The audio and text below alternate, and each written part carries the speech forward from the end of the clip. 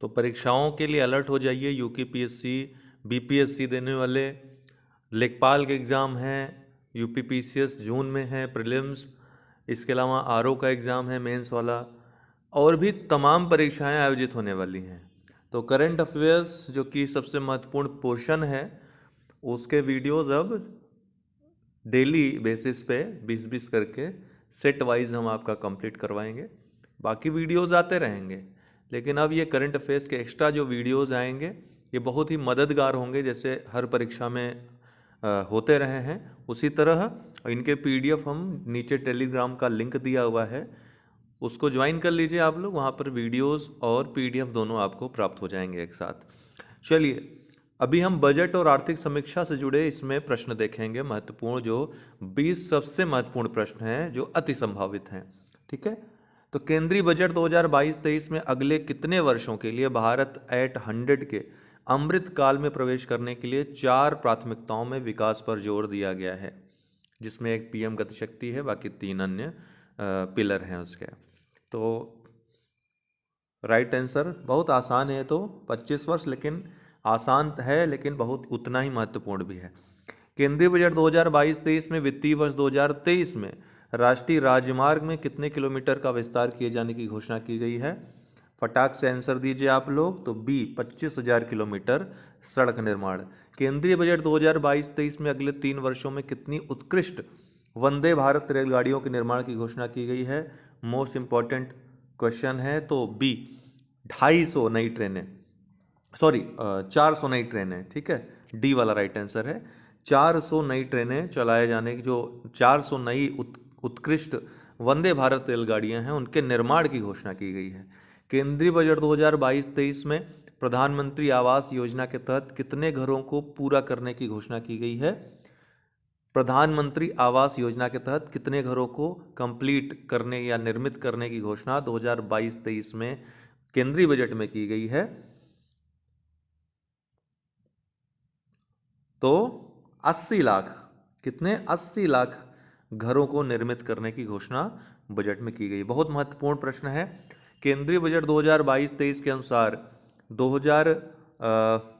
2030 तक स्थापित सौर विद्युत के कितने गीगावाट लक्ष्य हासिल करने के लिए, सौर ऊर्जा की बात हो रही है, 19,500 करोड़ रुपए, ये भी एक फैक्ट है, आवंटित करने की घोषणा की गई है।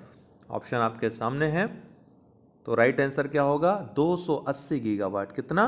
280 गीगावाट क्या? सौर ऊर्जा का लक्ष्य हासिल करना है, जिसके लिए 19,500 करोड़ रुपए आवंटित करने की घोषणा की गई है। कब तक? 2030 तक ये लक्ष्य स्थापित करना है। बजट 2022-23 में सरकार ने कारपोरेट सरचार्ज को 12% से घटाकर कितना कर दिया गया है? कितना कर दिया है? तो ये 7% कर दिया है। कितना कर दिया है? 7% कर दिया है। ठीक है, याद रखिएगा। बजट 2022, जो लोग इन सभी वीडियोस को देखेंगे उनका तो भैया 100% फ़ायदा होने वाला है। लेकिन अगर आप चाहते हैं और लोगों का कल्याण हो तो और लोगों को शेयर कर सकते हैं वीडियोस। ठीक है, और कोई माध्यम मैं अपनाता नहीं हूँ, वीडियोस जिन तक पहुँचा तो पहुँचा, नहीं पहुँचा तो नहीं पहुँचा। ठीक है, लेकिन आप लोग कर सकते हैं अपने मित्रों का फ़ायदा।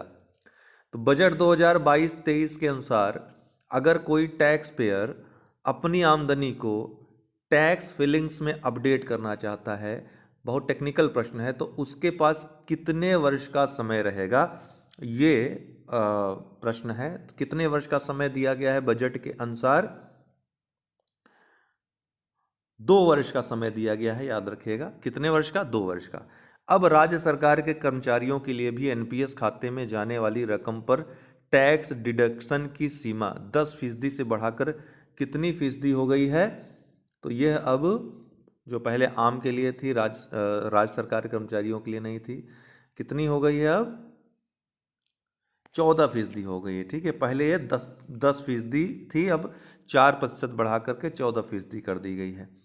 कैपिटल गुड्स पर इंपोर्ट ड्यूटी में मिल रही छूट हटाकर कैपिटल गुड्स के आयात पर इंपोर्ट ड्यूटी कितना प्रतिशत कर दी गई है? तो इंपोर्ट ड्यूटी कैपिटल गुड्स पे कितना कर दी गई है? सी 7.5% कर दी गई है। लोकसभा में वित्त मंत्री निर्मला सीतारमण ने बजट पेश करते हुए भारत की विकास दर कितना फीसदी रहने का अनुमान जताया है? ऑप्शन आपके सामने है। लोकसभा में वित्त मंत्री निर्मला सीतारमण ने बजट पेश करते हुए भारत की विकास दर कितना फीसदी रहने का अनुमान लगाया है? बहुत ही अच्छा प्रश्न है और सबसे ऊपर यही आता भी है, हमने आपको बताया भी था। 9.27%। कितना? 9.27%। ठीक है। लोगों में मानसिक समस्याओं के निपटान के लिए किस नाम से एक नया प्रोग्राम शुरू किया जाएगा? मानसिक समस्याओं के निपटान के लिए किस नाम से एक नया प्रोग्राम शुरू किया जाएगा, स्कीम शुरू की जाएगी? तो ये है national tele mental health program. क्या? National tele mental health program. Budget 2022-23 में हुई घोषणा के अनुसार विदेश जाने वालों के लिए किस वर्ष से चिप वाले ई पासपोर्ट जारी किए जाएंगे? चिप लगे ई पासपोर्ट किस वर्ष से जारी किए जाएंगे विदेश जाने वालों के लिए?